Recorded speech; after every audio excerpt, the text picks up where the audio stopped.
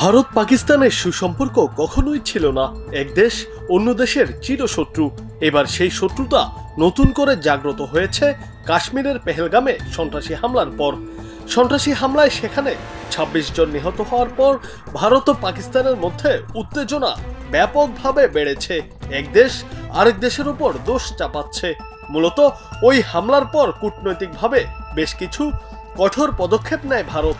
এর জবাবে পাকিস্তান ভারতীয় এয়ারলাইন্সগুলোর জন্য নিজেদের আকাশপথ বন্ধ করে দেয়, যার প্রভাব সবচেয়ে বেশি পড়েছে ভারত থেকে উত্তর আমেরিকাগামী ও ভারতে ফেরত আসা ফ্লাইটগুলোর ওপর।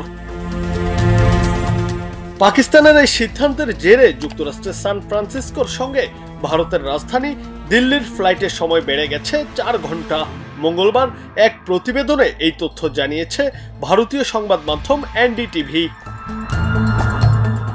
এই বিষয়ে ফ্লাইট রাডার 24 নামের একটি ফ্লাইট ট্র্যাকিং ওয়েবসাইট জানিয়েছে, পাকিস্তানের আকাশসীমা ব্যবহার না করতে পারায় ভারতের দিল্লি থেকে উত্তর আমেরিকার বিভিন্ন শহরে যাওয়ার পথে এখন বাধ্যতামূলকভাবে জ্বালানি নেওয়ার জন্য থামতে হচ্ছে ভারতীয় বিমানগুলোকে।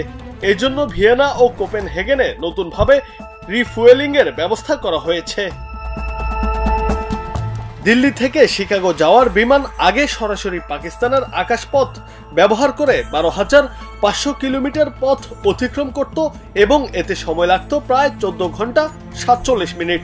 এখন সেই একই ফ্লাইট পাকিস্তানের আকাশসীমা এড়িয়ে প্রায় ১৫,০০০ কিলোমিটার পাড়ি দিচ্ছে এবং সময় লাগছে ১৯ ঘন্টারও বেশি।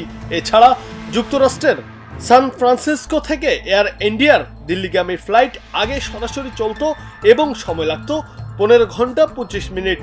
এখন এই যাত্রাপথে ভারতীয় বিমানগুলোকে ভিয়েনায় বা কোপেনহেগেনে বাধ্যতামূলকভাবে থামতে হচ্ছে এবং মোট সময় লাগছে ২০ ঘন্টারও বেশি।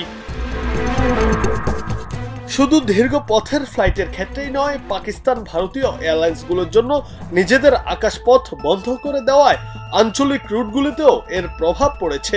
দিল্লি থেকে উজবেকিস্তানের রাজধানী তাশখন্দগামী ইন্ডিগোর ফ্লাইট আগে মাত্র ২ ঘন্টা ১৮ মিনিটে পৌঁছাতো।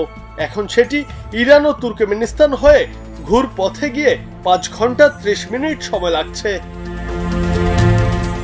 এয়ার ইন্ডিয়া গত ২৪ এপ্রিল সোশ্যাল মিডিয়া প্ল্যাটফর্ম এক্সে জানিয়েছিল, পাকিস্তানের আকাশপথে নিষেধাজ্ঞার ফলে তাদের কিছু ফ্লাইটকে বিকল্প দীর্ঘ রুট নিতে হচ্ছে।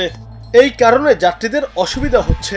অন্যদিকে ইন্ডিগো জানিয়েছিল, আকাশসীমা হঠাৎ বন্ধ হওয়ায় কিছু আন্তর্জাতিক ফ্লাইট ক্ষতিগ্রস্ত হয়েছে। সাম্প্রতিক সন্ত্রাসী হামলার পর ভারত ও পাকিস্তানের মধ্যে উত্তেজনা চরমে পৌঁছেছে এবং এই উত্তেজনা সামরিক সংঘাতে রূপ নেওয়ার আশঙ্কাও বাড়ছে। জুনায়েদ আহমেদ, বাংলা টিভি।